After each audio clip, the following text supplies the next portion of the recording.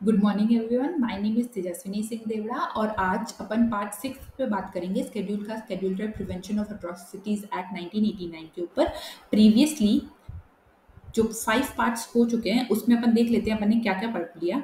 Part 1 में अपन ने introduction and definition पे बात करी थी। पार्ट 2 में सेक्शन 3 क्लॉज 1 पे बात करी थी। पार्ट 3 में अपन ने सेक्शन 3 क्लॉज 2 से लेकर 9 तक बात करी थी।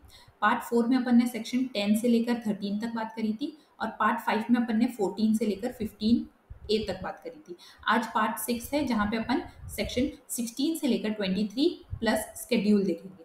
ठीक है, so let's begin with the session starting with section 16 chapter 5 miscellaneous.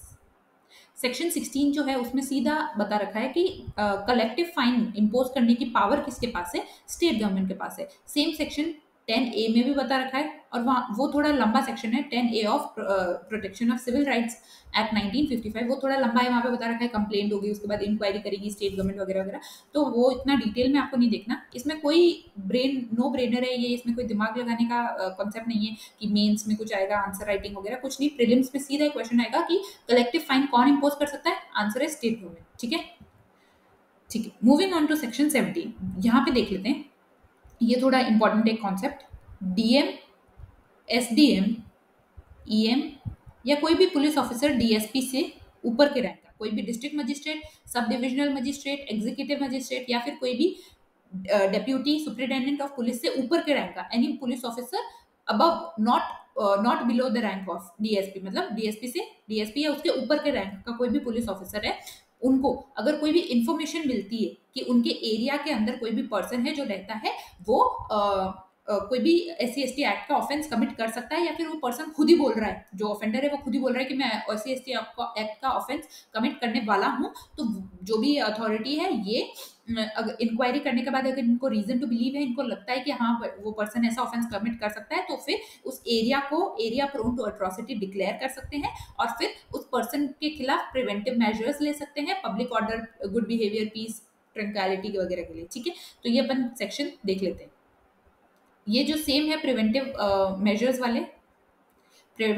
वाले अपन ने चैप्टर देखे सीआरपीसी के 8, 10 और 11 सीआरपीसी। ठीक है, बाकी अपन आगे देख लेंगे।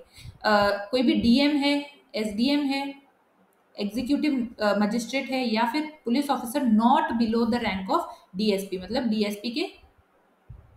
डीएसपी के ऊपर के रैंक का कोई भी पुलिस ऑफिसर है, में ऑन रिसीविंग इन्फॉर्मेशन, जैसे उनको कोई इन्फॉर्मेशन मिलती है उनके बाद वो इंक्वायरी कंडक्ट करेंगे और उसके बाद अगर उनको रीजन टू बिलीव है कि कोई भी पर्सन जो नॉन SC/ST कमेटी का मेंबर है, कम्युनिटी का मेंबर है, मतलब जब ये एक्ट पढ़ना स्टार्ट करा तभी अपन ने डिस्कस किया था विक्टिम जो है वो जरूरी है SC/ST का मेंबर हो और जो ऑफेंडर है वो जरूरी है नॉन SC/ST का मेंबर हो। ठीक है, तो अगर कोई भी नॉन SC/ST का मेंबर है, ग्रुप है या फिर अकेला पर्सन है, ग्रुप ऑफ पीपल है, नॉन SC/ST का मेंबर है और वो या तो वो रिसाइड करा है, डिपेंड करा है उस एरिया में, area of local limits of jurisdiction.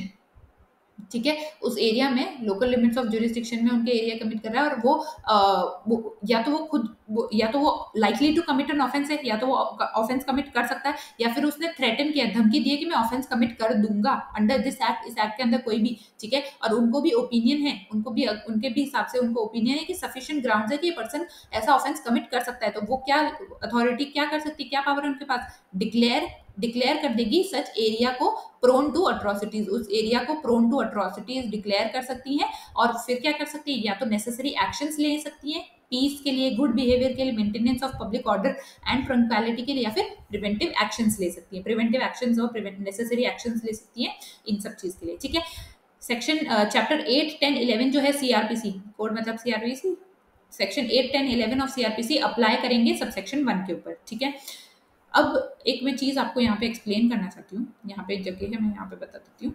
एक अपन ने पढ़ा था चैप्टर 3, उसमें था सेक्शन 10 से लेकर 13 तक, एक अपन पढ़ रहे हैं सेक्शन 19, दोनों प्रिवेंटिव एक्शंस की बात करता है, दोनों में डिफरेंस क्या है।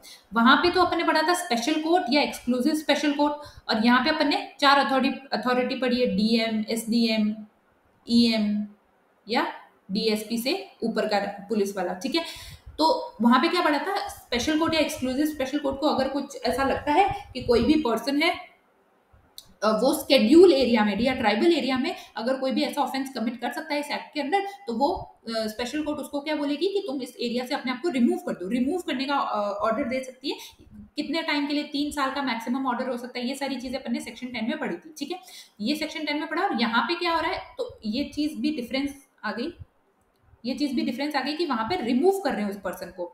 स्पेशल कोर्ट क्या करिए, रिमूव करिए। और यहाँ पे क्या करें, या तो एक तो एरिया को प्रोन टू एट्रोसिटी डिक्लेयर कर रहे हैं, और दूसरी चीज प्रिवेंटिव एक्शंस या नेसेसरी एक्शंस ले सकते हैं गुड बिहेवियर के लिए, पीस के लिए, पब्लिक ऑर्डर मेंटेन, ट्रैंक्विलिटी के लिए। ठीक है, तीसरी चीज वो स्केड्यूल एरिया और ट्राइबल एरिया पे ही अप्लाई हो रही थी। ठीक है, जो अपन ने 244 कॉन्स्टिट्यूशन में सारी डिटेल्स पढ़ी थी, कौन होता है schedule area, 5th schedule, 6th schedule, सारी चीज पढ़ी थी। ठीक है, और ये यहाँ पे कुछ ऐसा एरिया नहीं बता रखा, पूरे इंडिया पे अप्लाई होता है। पूरे इंडिया में जो भी डिस्ट्रिक्ट है जहाँ पे भी SC ST के केसेस हो रहे हैं, जहाँ पे भी ये jurisdiction, local area of jurisdiction, इन लोग के DM SDM के लोकल एरिया ऑफ जुरिस्डिक्शन में जहाँ पे भी उनको लगता है वो सब ये अप्लाई कर सकते हैं। ठीक है, तो यहाँ पे पूरे इंडिया में वो स्केड्यूल एरिया, ट्राइबल एरिया पे अप्लाई हो रहा था। ठीक है, वहां पे जब एक्सप्लेन करे थे तो मैंने बताया था कि 8, 10 और 11 CRPC अप्लाई नहीं होता ट्राइबल एरियाज नागालैंड पे, क्योंकि ये सेक्शन 2 ऑफ CRPC में बता रखा है, प्रोवाइजो में बता रखा है कि नागालैंड और ट्राइबल एरियाज पे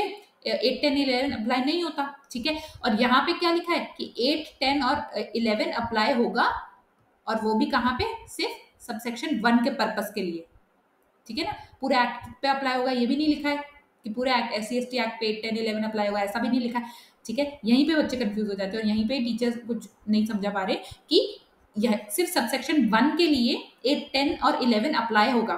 ठीक है, तो ये डिफरेंस है कि 8, 10, 11, 19 में 1 के लिए, 19 क्लॉज 1 के लिए अप्लाई होगा, और चैप्टर 3 पे 8, 10, 11 अप्लाई नहीं हो रहा। ठीक है, तो वो स्केड्यूल एरिया, ट्राइबल एरिया में अगर कुछ हो जाता, फॉर एग्जाम्पल प्रिवेंटिव एक्शंस जो है CRPC में दे रखे 8, 10, 11, वो स्केड्यूल एरिया में अप्लाई नहीं हो रहे। ठीक है, ट्राइबल एरिया में अप्लाई नहीं हो रहे। पर अगर ट्राइबल एरिया में कोई भी ऐसा एक्ट हो जाता, ठीक है, तो फिर उसमें क्या करेगी, जो कोर्ट क्या कर सकती है, तो उसमें कोर्ट को यहाँ पे पावर दे रखी है। ठीक है, उसमें DM SDM तो ये कर सकते हैं, ये तो इंडिया में ये सब पे अप्लाई हो रहा है, पर कोर्ट के पास उसमें यहाँ पे पावर है। ठीक है, आई होप आपको ये क्लियर हो गया। ठीक है, उसके बाद स्टेट गवर्नमेंट जो है, स्टेट गवर्नमेंट में बार नोटिफिकेशन ऑफिशियल गैजेट स्कीम बना सकती है। स्कीम बना, इतने एक्ट्स बना देते, राइट्स वगैरह सब चीज बना तो दी, ये सब बता तो दिया कि इसके पास ये पावर है, इसकी ये ड्यूटी, पर इसको इम्प्लीमेंटेशन के लिए स्कीम बना सकती है। स्कीम के बाद क्या करेंगे, एट्रोसिटीज प्रिवेंट कर लेंगे। कोई भी एरिया है वहां पे अगर स्केड्यूल कास्ट और स्केड्यूल ट्राइब के मेंबर्स को सिक्योरिटी फील नहीं हो रही, तो उनको feeling of restore the feeling of security करेंगे। ठीक है, for the members of SC and ST। ठीक है, अब ये वाला जो है 18 और 18 है, ये भी बहुत इंपॉर्टेंट है। 18 में बोला है 438 ऑफ CRPC अप्लाई नहीं होगा। ठीक है, मतलब एंटीसिपेटरी बेल इस एक्ट के अंडर नहीं मिलेगी। 438 में एंटीसिपेटरी बेल है, एंटीसिपेटरी बेल इस एक्ट के अंडर, SC ST एक्ट के अंडर कोई भी पर्सन ऑफेंस करता है उसको एंटीसिपेटरी बेल नहीं मिल सकती। ठीक है, यहीं पे इजी भाषा में यही लिखा हुआ है कि nothing in 438 of CRPC shall apply. 438 में का चाहे कुछ भी लिखा हो, वो इस एक्ट में अप्लाई नहीं होगा। And apply to relation to any cases involving the arrest of any person for the acquisition, अगर उस पर आरोप लगा है, कोई भी एक्विजिशन है of having committed any offence under this act, इस एक्ट के अंदर के कोई भी ऑफेंस का अगर किसी भी पर्सन पे आरोप लगा है और उसको कोई अरेस्ट करने जाता है, उस पर आप एंटीसिपेटरी बेल नहीं ले सकते। ठीक है, यहाँ पे इजी सी भाषा में। ठीक है, उसके बाद एक 2018 का केस है, ये 18A पढ़ने से पहले। ठीक है, 18 के जब अपन सेक्शन 18 पढ़ेंगे, 18 के बाद 18 पढ़ेंगे, उसके बाद 2018 का एक केस पढ़ेंगे।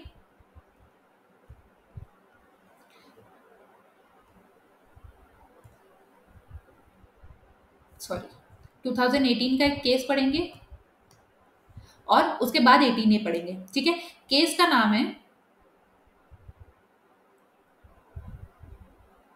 सुभाष काशीनाथ महाजन वर्सेस स्टेट ऑफ महाराष्ट्र, और इसका जजमेंट आया था 20 मार्च 2018 में। ठीक है, तो ये सबसे इंपॉर्टेंट केस है। इस केस की वजह से 2018 अमेंडमेंट आया है। ठीक है, अमेंडमेंट आया अगस्त में, ठीक है।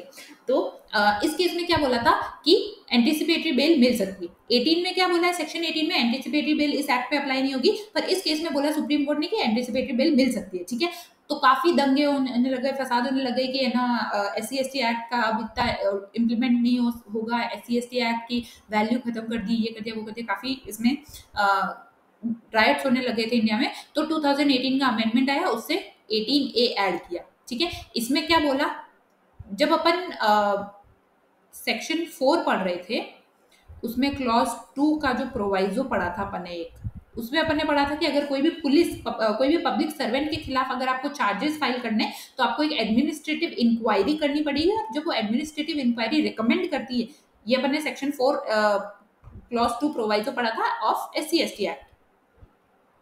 ठीक है, आप उसको रेफर कर दे, इस पॉइंट पे जाके, मेरे पास स्लाइड में नहीं है, आप उसको रेफर कर दे यहीं पे, ताकि आपको क्लियरली समझ आए कि मैं कहना क्या चाह रही हूँ। ठीक है, वहां पे अपन ने पढ़ा था कि कोई भी अगर पब्लिक सर्वेंट पे चार्ज करना है, तो आपको रेकमेंडेशन लेना पड़ेगा पहले, एडमिनिस्ट्रेटिव इंक्वायरी होगी, और जब वो एडमिनिस्ट्रेटिव इंक्वायरी के बाद रेकमेंड करेंगे, तभी आप कोई चार्ज कर सकते हैं पब्लिक सर्वेंट के खिलाफ। ये अपन ने यहाँ पे पढ़ा था। इसको और 18 को, इन दोनों को आप समझ गए कि 18 में बोला है कि एंटीसिपेटरी बेल अलाउड नहीं है, उसके बाद ये केस में बोला है एंटीसिपेटरी बेल अलाउ कर सकते हैं। ठीक है, अब ये सेक्शन पढ़ लेते हैं 18A। इसमें क्या बोला है, preliminary inquiry shall not be required for registering FIR against any person. किसी भी पर्सन के खिलाफ FIR करने के लिए आपको पहले प्रिलिमिनरी इंक्वायरी की जरूरत नहीं।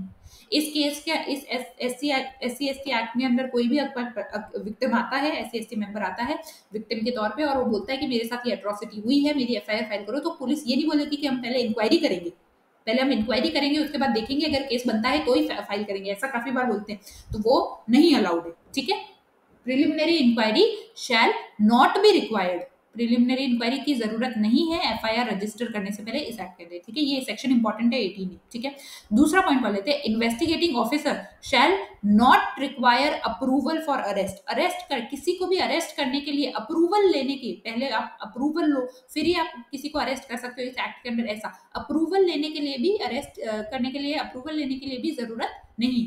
FIR करने के लिए प्रिलिमिनरी इंक्वायरी की जरूरत नहीं है, अरेस्ट के लिए अप्रूवल की जरूरत नहीं है। ठीक है, if necessary of any person against whom an acquisition of having committed an offence under this act has been made, and यहाँ तक अपन समझ गए कि अरेस्ट करने के लिए अप्रूवल लेने की जरूरत है, and no procedure other than under this act और द कोर्ट शैल अप्लाई। ठीक है, इस एक्ट में या जो CRPC में देगा उसके अलावा कोई तीसरा प्रोसीजर आप अप्लाई नहीं कर सकते। अगर कोई भी डायरेक्शन देते हैं या कोई भी जजमेंट अगर कोई डायरेक्शन देते हैं ऐसा नहीं ऐसा करना चाहिए, तो वो सारा लिखा हुआ है कि वो सब कुछ भी अप्लाई नहीं होगा, जो इस एक्ट में लिखा है वो और जो CRPC में लिखा है वो ही अप्लाई होगा, इसके अलावा कोई तीसरा प्रोसीजर आप अप्लाई नहीं कर सकते। तीसरा पॉइंट वापस से बताया कि 438 एंटीसिपेटरी बेल CRPC का शैल नॉट अप्लाई, मतलब एंटीसिपेटरी बेल नहीं मिलेगी। यहाँ पे बोला नहीं मिलेगी, केस आया उसमें बोला मिल जाएगी, फिर ये अमेंडमेंट से ये ऐड करा, बोला नहीं मिलेगी, एंटीसिपेटरी बेल नहीं मिलेगी to a case under this act, notwithstanding, चाहे कोई भी जजमेंट में, कोई भी ऑर्डर में, कोई भी डायरेक्शन ऑफ कोर्ट में कुछ भी लिखा हो, एंटीसिपेटरी बेल CRPC का जो 438 है एंटीसिपेटरी बेल, वो इस SC ST एक्ट के अंदर नहीं। ठीक है, आई होप आपको समझ आ गया हो। 18A क्या कहना है कि FIR के लिए कोई भी प्रिलिमिनरी इंक्वायरी की जरूरत नहीं है। अरेस्ट के लिए कोई भी प्रायर अप्रूवल की जरूरत नहीं है। ठीक है, प्रिलिमिनरी इंक्वायरी की जरूरत नहीं है, प्रायर अप्रूवल की जरूरत नहीं है, और 438 अप्लाई नहीं करेगा। ठीक है, समझ आ गया। 19 पे आते हैं, कोई भी डाउट हो कमेंट्स में या फिर टेलीग्राम पे। ठीक है, 19 डिस्कस कर लेते हैं। 19 भी सेम ही है। 360 जो है प्रोबेशन एंड एडमोनिशन CRPC का, वो और प्रोबेशन ऑफ ऑफेंडर्स एक्ट जो प्रोबेबली अपना नेक्स्ट लेक्चर इसी एक्ट पे होगा, प्रोबेशन एंड ऑफेंडर्स एक्ट जो अपने APO के सिलेबस में भी है, तो यही बोला हुआ है कि 360 और प्रोबेशन ऑफ ऑफेंडर्स एक्ट दोनों 18 ईयर्स के अबव वाले कोई भी अगर ऑफेंडर है उस पर अप्लाई नहीं करेगा। ठीक है, 18 से बिलो है तो उस पर 360 और PO एक्ट लगा सकते हो इस एक्ट के अंदर, SC ST एक्ट का अगर कोई ऑफेंडर है तो, और 18 से अबव है अगर कोई SC ST एक्ट का ऑफेंडर तो उस पर 360 और पीओ एक्ट अप्लाई नहीं करेगा, ठीक है। The provision of 360 of the code and the provision of offenders act shall not apply to any person above the age of 18 years who is found guilty of having committed an offence under this act, ठीक है। अब वो कौन से person पे लगता है, क्या होता है, वो सारे नेक्स्ट लेक्चर में अपन डील कर लेंगे, ठीक है। Act to override other law, ठीक है, इसमें भी कुछ नहीं है, इसमें भी यही बोला हुआ है कि जैसा अपन जो ज्यूरिस्प्रूडेंस का अपना रूल है, स्पेशल लॉ जो होता है वो प्रिवेल कर रहा है जनरल लॉ के ऊपर, ठीक है। वही लिखा हुआ है कि ये एक्ट प्रिवेल करेगा, the provision of this act shall prevail, चाहे किसी भी दूसरे लॉ के ऊपर या फिर कोई कस्टम है, यूसेज है, कोई भी इंस्ट्रूमेंट है having the force of law, चाहे कुछ भी हो, उसके सबके ऊपर क्या प्रिवेल करेगा, provision of this act override करेंगे, ठीक है। अब यहाँ पे देख लेते हैं, duty of the government to ensure effective implementation of the act, ऐसा पूछ सकते हैं किसके पास पावर है to provide for effective implementation, कौन करता है ये सारी चीजें, ऐसा कुछ भी प्रीलिम्स में पूछा जा सकता है, ठीक है। तो subject to the rules as the central government में मेक, रूल्स कौन बना रहा है, सेंट्रल गवर्नमेंट, ठीक है। Power of making rules central government, ये भी अपन 23 में देख लेंगे, ठीक है।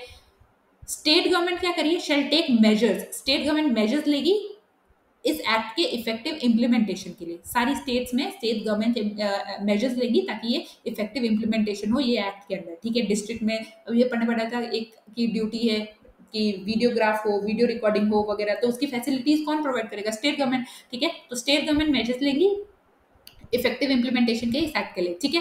क्या क्या चीजें का मेजर ले सकती है, एडिक्वेट फैसिलिटी हो लीगल एड वगैरह के लिए, travelling maintenance expenses, economic social rehabilitation, appointment of officers हो, सेटिंग अप ऑफ कमिटीज हो, पीरियोडिक सर्वे हो, या फिर आइडेंटिफिकेशन ऑफ द एरिया जहां पे ऐसा लगता है कि वो एरिया प्रोन टू एट्रोसिटी है, जहां पे SC ST मेंबर्स के खिलाफ एट्रोसिटी होती है। ये सारी ये वाली जो पॉइंट है अपन ने 21 का 2 का 7 पॉइंट, ये अपन ने पढ़ा था सेक्शन 10 में, जब अपन स्केड्यूल एरिया और ट्राइबल एरिया डिस्कस कर रहे थे, तो वहां पे अपन ने पढ़ा था कि आर्टिकल जो है कॉन्स्टिट्यूशन का 344, इसके साथ सेक्शन 21 ऑफ दिस एक्ट भी पढ़ेंगे अपन, ठीक है।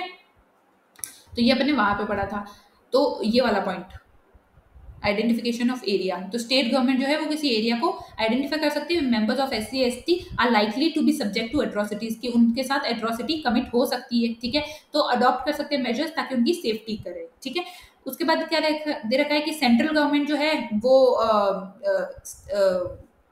शैल take steps measures taken by the state government, वही चीज दे रखी है कि सेंट्रल गवर्नमेंट भी उसको स्टेट गवर्नमेंट को हेल्प करेगा, असिस्ट करेगा, ठीक है। उसके बाद सेंट्रल गवर्नमेंट जो है वो हाउस ऑफ पार्लियामेंट के आगे रिपोर्ट मेजर्स जो भी ये लिया है स्टेट गवर्नमेंट ने, सेंट्रल गवर्नमेंट ने जो भी रिपोर्ट्स या मेजर्स लिए इस एक्ट के अंडर, मेजर्स जो भी लिए इंप्लीमेंट करने के लिए, उसकी रिपोर्ट बना के जो भी हाउसेज है पार्लियामेंट के लिए, दोनों हाउसेज के आगे प्रेजेंट करेगा, ठीक है। इजी है, इसमें कुछ याद रखने जैसा नहीं है इतना डिटेल में, ठीक है। 22 इसको इम्यूनिटी क्लॉज भी बोलते हैं, ठीक है, कि इस एक्ट में अगर कुछ भी पब्लिक सर्वेंट ने या कोई भी अथॉरिटी ने किया है तो ऐसा नहीं कि आप उसके अगेंस्ट ही केस फाइल कर दो, नहीं, ठीक है। नो सूट प्रोसीडिंग और other legal proceeding shall lie against the central government और अगेंस्ट द स्टेट गवर्नमेंट और एनी ऑफिसर और अथॉरिटी ऑफ गवर्नमेंट और any other person for anything which is in good faith done और intended to be done under this act. कोई भी अगर good faith में work किया है सेंट्रल गवर्नमेंट ने, स्टेट गवर्नमेंट ने, कोई ऑफिसर अथॉरिटी गवर्नमेंट वगैरह ने, तो उसमें आप केस फाइल उनके अगेंस्ट नहीं कर सकते, उनके अगेंस्ट कोई सूट प्रोसीडिंग लीगल प्रोसीडिंग नहीं फाइल कर सकते, ठीक है। पावर टू मेक रूल्स किसके पास है, सेंट्रल गवर्नमेंट के पास, ठीक है। फिर वही अगर दोनों हाउसेज में पेश करेंगे, जो भी रूल्स अगर वो बनाते हैं वो ले करेंगे दोनों हाउसेज के सामने, और हाउस क्या कर सकते हैं, या तो उसमें मॉडिफाई कर सकते हैं या फिर उसको बोल सकते हैं कि ऐसा रूल नहीं बनना चाहिए, फिर जो भी मॉडिफिकेशन या अमेंडमेंट होगा उसके साथ वो रूल्स अप्लाई होंगे विदाउट प्रेजुडिस, जो ऑलरेडी रूल्स है उसको अफेक्ट नहीं करना चाहिए कोई भी, ठीक है। नया रूल जो पुराना लॉ बना है उसके अगेंस्ट नहीं होना चाहिए, ठीक है। उसके बाद स्केड्यूल है यहाँ पे 325A जब अपन पढ़ रहे थे, जहाँ पे बताया था कि अगर कोई स्केड्यूल में ऑफेंस करते हैं तो उसके लिए पनिशमेंट है वही जो IPC में पनिशमेंट दे रखी है प्लस फाइन, ठीक है। जब अपन सेक्शन 3 का क्लॉज 2 जो मैंने शॉर्ट नोट्स भी बनाए थे और लैंग्वेज डायरेक्टली लैंग्वेज भी लाई थी, दोनों मैंने लाया था, उसमें 5A पॉइंट था, वहाँ पे पनिशमेंट ये दे रखी थी कि अगर स्केड्यूल में कोई ऑफेंस करते हैं तो IPC की पनिशमेंट प्लस 5A। तो यहाँ पे कुछ नहीं है, यहाँ पे बस IPC के कोई ऑफेंसेस बता रखे हैं जो होते हैं ज्यादातर SC ST एक्ट के अंदर, और यहाँ पे ऑफेंस के नाम बता रखे हैं और पनिशमेंट क्या बताइए 3 clause 2 5A के अंदर की जो IPC में पनिशमेंट दे रखे वही मिलेगी और फाइन मिलेगी, ठीक है। तो ये स्केड्यूल में कुछ पनिशमेंट बता रखी है। That is all for this SC ST Act. You can scan this code to join me on my Telegram channel. Thank you. Please like, share and subscribe.